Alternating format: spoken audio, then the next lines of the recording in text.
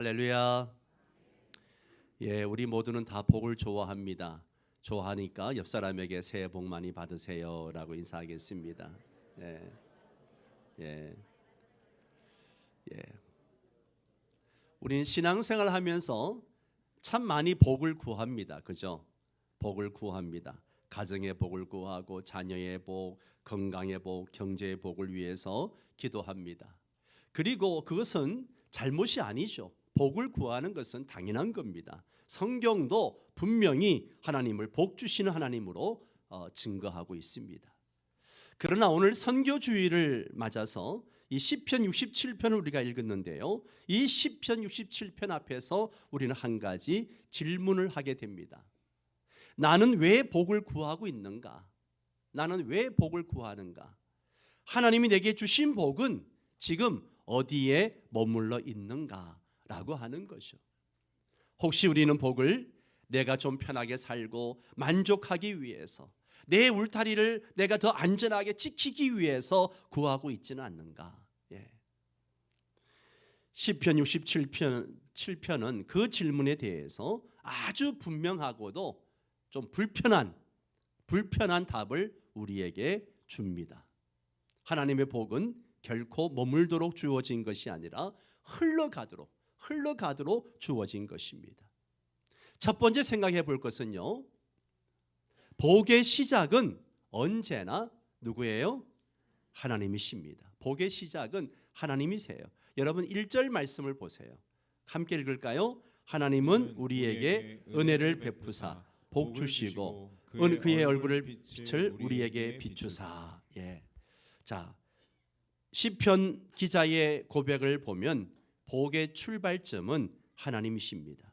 하나님은 우리에게 은혜를 주시고 또 뭘 주셔요? 복을 주시고. 하나님으로부터 복과 은혜가 시작되어집니다. 하나님의 얼굴을 우리에게 비추신다라고 했는데요. 하나님께서 우리를 기억하시고 우리를 외면하지 않으시며 우리의 삶에 주권적으로 개입하신다, 그런 뜻을 갖고 있습니다. 이스라엘은 스스로 복을 받을 만한 민족이 아니에요.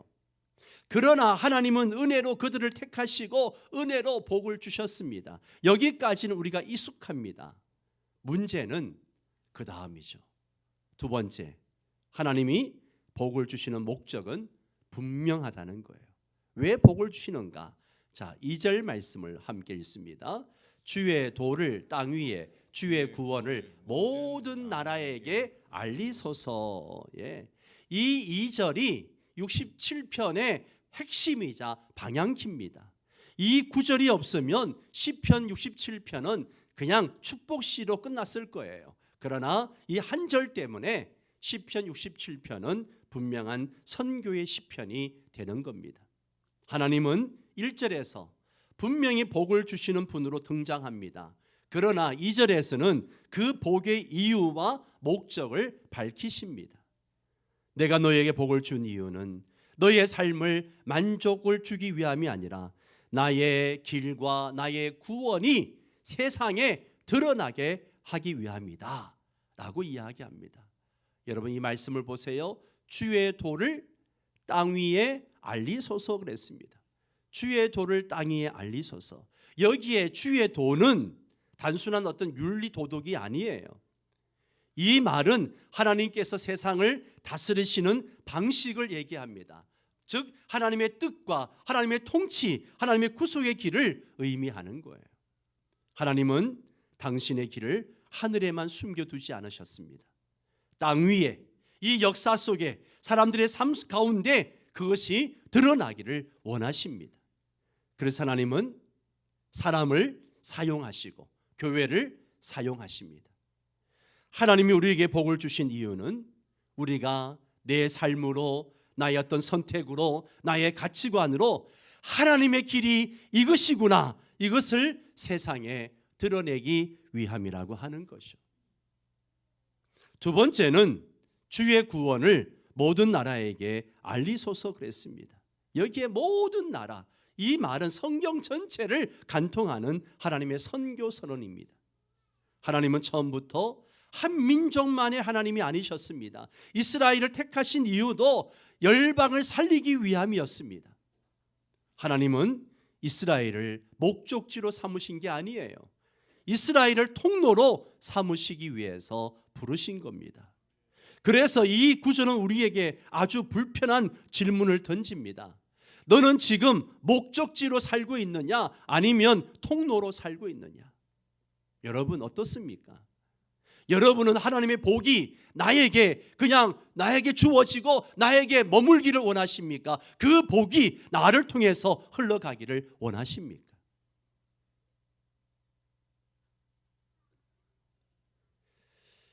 우리는 이 질문에 분명하게 대답을 해야 됩니다. 복을 목적지로 삼는 순간 선교는 부담이 됩니다. 그러나 복을 통로로 이해하는 순간 선교는 자연스러운 응답이 되는 것이죠. 여러분, 복은 저장하라고 주신 것이 아니라 흘려보내라고 주신 겁니다. 이스라엘에 가면 아주 유명한 바다가 하나 있죠. 무슨 바다예요? 사해 바다입니다. 사해에는 요단 강물이 계속해서 흘러 들어옵니다. 그런데 이 사해 바다는 흘러 들어온 물을 절대로 흘려보내지 않습니다. 들어오기만 하고 나가지 않기 때문에 그 물이 증발해서 그러다 보니까 짠물만 남게 되는 거죠. 사해 바다는 소금 염도가 얼마나 높은지 몰라요. 그래서 그 안에는 생명이 살 수 없게 된 겁니다. 사해는 이렇게 우리에게 말해줍니다. 받기만 하고 흘려보내지 않으면 생명은 반드시 죽는다는 거예요. 하나님이 복을 주시지 않아서가 문제가 되는 것이 아니라 복을 흘려보내지 않기 때문에 문제가 되는 거예요. 여러분, 교회도 마찬가지입니다. 은혜가 들어오기만 하고 선교로 흘러가지 않으면 그 교회는 점점 생명력을 잃게 됩니다. 그래서 하나님은 우리에게 복을 주실 때마다 이 질문을 함께 던집니다. 이 복이 어디로 흘러가고 있느냐? 이 복이 어디로 흘러가고 있느냐? 여러분, 하나님이 여러분에게 주신 복이 어디로 흘러가고 있습니까?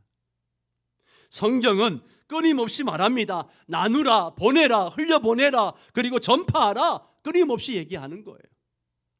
복은 머무는 순간 그 성격이 변합니다. 머무는 복은 감사가 아니라 집착이 되고, 머무는 은혜는 헌신이 아니라 안주가 되고 마는 거예요. 그래서 선교에 대한 관심이 식어갈 때 우리는 환경을 탓하기 전에 이 질문을 먼저 해야 합니다. 혹시 하나님의 복이 내 삶에서 멈추어 있지 않는가? 하나님의 복이 우리 가정에만 머물러 있지는 않은가? 여러분, 교회는 복의 종착지가 아니라 뭐예요?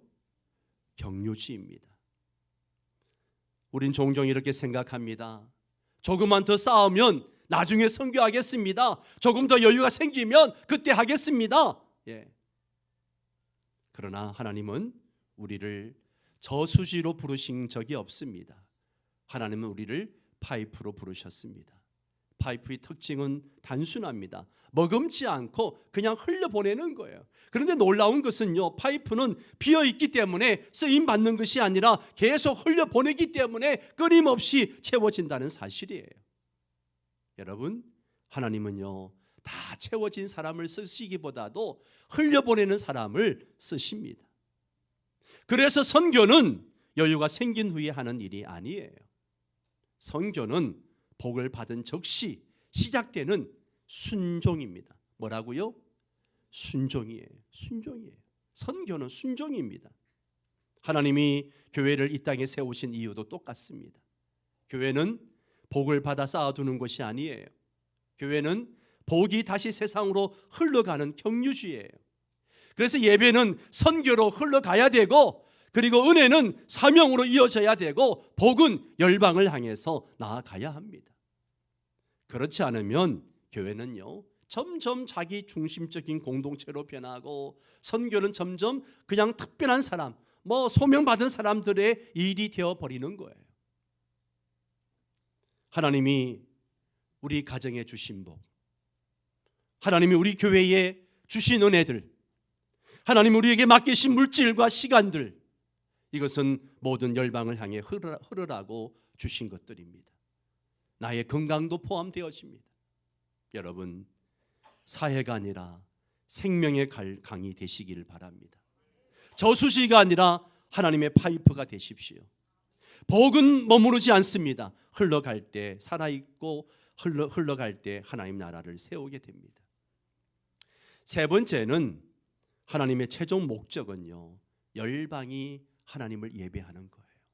이게 하나님의 최종 목적입니다. 자, 3절을 함께 읽습니다. 하나님이여 민족들이 주를 찬송하게 하시며 모든 민족들이 주를 찬송하게 하소서. 3절에 반복되는 구절이 있어요. 주를 찬송하게 하시며 주를 찬송하게 하소서. 근데 그 앞에가 뭐가 붙어요? 민족들이. 여러분, 하나님이 왜 복을 주시는지 그 최종 목적은요, 바로 열방의 예배입니다. 선교의 목적은요, 사람이 아니라 하나님이십니다. 이 본문에서 반복되는 단어들, 민족들, 모든 민족, 그리고 찬송, 하나님은 열방이 잘 사는 것에 멈추지 않습니다. 열방이 하나님을 찬송하게 되기를 원하세요. 여기서 우리는 선교에 대해서 아주 중요한 방향을 다시 잡아야 합니다. 선교는 그저 불쌍한 사람들, 못 사는 사람을 도와주는 것, 그 이상이에요. 선교는 교회 확장을 위한 전략도 아닙니다. 선교의 목적은 하나님 자신입니다. 열방이 하나님을 알고 하나님을 예배하고 하나님의 이름이 그 온 땅에 높임을 받는 것, 이것이 선교의 목표입니다. 그래서 선교는 결국 예배 문제입니다. 예배 문제. 예배가 없는 곳이 곧 선교의 현장이 되는 것입니다.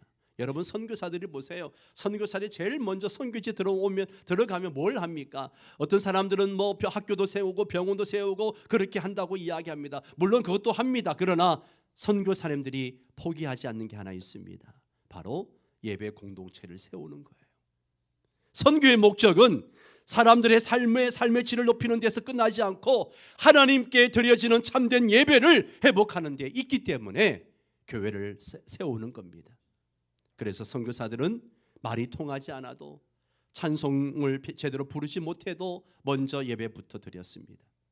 그 예배가 씨앗이 되어서 교회가 세워지고 복음이 뿌리내리고 열방의 찬송이 시작되어졌습니다. 이것이 바로 시편 67편이 말하는 선교입니다. 시편 기자는 이렇게 기도합니다. 모든 민족들이 주를 찬송하게 하소서. 모든 민족들이 주를 찬송하게 하소서. 이 말을 뒤집어 말하면 아직 하나님을 찬송하지 않는 민족들이 있다는 거예요. 지금 예수님을 모른 채 다른 신을 섬기고 있는 사람들이 얼마나 많은지 모릅니다. 성경은 그것을 단순히 문화 차이라고 말하지 않습니다. 성경은 그것을 예배 부재라고 말합니다. 그래서 선교는 선택이 아니라 반드시 감당해야 할 사명입니다. 왜냐하면 하나님은 예배 받으시기에 합당하신 분이시기 때문에 그렇습니다. 열방의 예배는 하나님의 통치를 인정하는 고백입니다. 여러분, 5절을 다시 보십시오.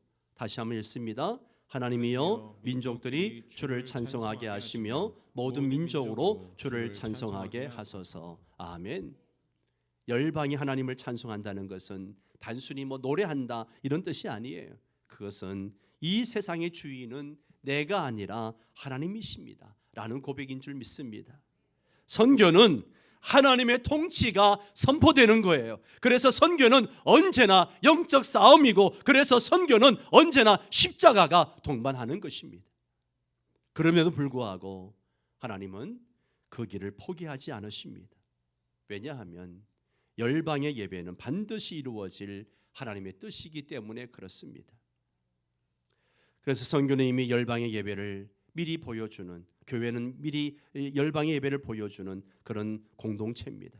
여러분, 주변을 둘러보십시오. 다양한 사람들이 모여서 함께 예배를 드리고 있습니다. 서로 다른 배경들, 다른 세대에 또 다른 삶의 자리에서 온 우리가 함께 하나님을 찬양하고 있다는 것, 이 사실 자체가 바로 선교적 증거입니다. 그렇다면 교회는 질문해야 됩니다. 질문해야 돼요. 우리의 예배는 열방을 향하고 있는가? 우리의 찬송은 교회 안에서만 울리고 끝나는가? 예? 우리의 감격은 아직 하나님 모르는 이들에게까지 흘러가고 있는가? 만약 우리 예배가 우리끼리의 만족으로만 끝난다면 그 예배는 아직 하나님의 최종 목적에 닿지 못한 예배입니다. 예배는 우리의 삶으로 이어져야 됩니다. 예배는 나의 직장 그리고 먼 타국에까지 열방에까지 이어져야 합니다. 선교는 예배에서 시작되어져서 예배로 들어가는 거예요. 돌아가는 거예요. 예. 여러분, 하나님은 우리를 지으신 목적이 나를 예배하기 위함이다 라고 말씀하십니다. 이 세상을 지으신 목적이 예배입니다. 선교는 예배에서 시작되어서 예배로 돌아가는 거예요. 사랑하는 성도 여러분, 하나님은 오늘 우리에게 묻고 계십니다. 너의 예배는 지금 어디까지 가고 있느냐? 우리의 기도는 열방을 품고 있는가? 우리의 헌금은 열방의 예배를 세우는데 쓰임받고 있는가? 우리의 삶은 하나님이 어떤 분이신지를 세상에 보여주고 있는가? 선교는 교회가 여유 있을 때 하는 일이 아니라 예배하는 교회라면 반드시 감당해야 될 사명인 줄 믿습니다. 마지막 네 번째로 복이 머물게 되면요, 신앙은 반드시 왜곡되어집니다. 자, 6절 말씀을 함께 읽습니다. 땅이 그 소산을 내어 주었으니 하나님 곧 우리 하나님이 우리에게 복을 주시리로다. 아멘. 예. 하나님은 실제로 눈에 보이는 복을 주시는 분이세요. 땅이 그 소산을 내었다. 이 말은 구체적인 삶의 안정, 수확, 물질적 공급을 의미하는 거예요. 그런데 시편 기자는 여기서 멈추지 않습니다. 7절 하반절을 보십시오. 땅의 모든 끝이 뭐예요? 하나님을 경외하리로다. 할렐루야. 땅의 모든 것, 모든 열방이 하나님을 경외하는 것, 이게 바로 하나님이 주신 복의 결과라는 것이요. 여기서 우리는 중요한 사실을 발견하게 됩니다. 복이 주어졌다는 사실 자체가 중요한 것이 아니라 그 복이 어디로 이어지느냐가 중요합니다. 여러분, 복이 머무르면요, 신앙은 감사에서 소유로 바뀌는 거예요. 하나님 주신 복이 우리 손 안에만 머무르기 시작하면 신앙은 서서히 변질되어집니다. 처음에는 감사하다가요, 시간이 지나면 그 복은 점점 내 것이 됩니다. 그리고 어느 순간부터 이거는 내가 지켜야지, 이건 포기할 수 없어 라고 생각합니다. 복이 머무는 순간 감사는요, 집착이 됩니다. 그때부터 신앙은 하나님을 신뢰하는 삶이 아니라 하나님을 이용하는 삶으로 왜곡되기 시작합니다. 그리고 복이 머무르면요, 교회는 사명보다 안주를 선택하게 됩니다. 하나님이 은혜를 주시고 교회가 안정되고 성도 수가 늘고 재정이 안정되면 그때 교회는 시험대에 오르게 되죠. 이제는 지켜야 할 것이 많다. 선교도 중요하지만 우리 형편도 생각해야 된다. 예. 이 말들은요, 모두 현실적인 말처럼 들립니다. 그러나 그 안을 들여다보면 하나의 공통점이 있어요. 복을 잃고 싶지 않다는 마음이죠. 그 순간 교회는요, 사명보다 안전을 선택하고 그냥 안주하려고 하는 겁니다. 보냄보다 유지를 선택합니다. 그리고 선교는 점점 중요하지만 나중에 할 일이 되는 거죠. 예. 여러분, 복이 머무르면요, 선교는 부담이 됩니다.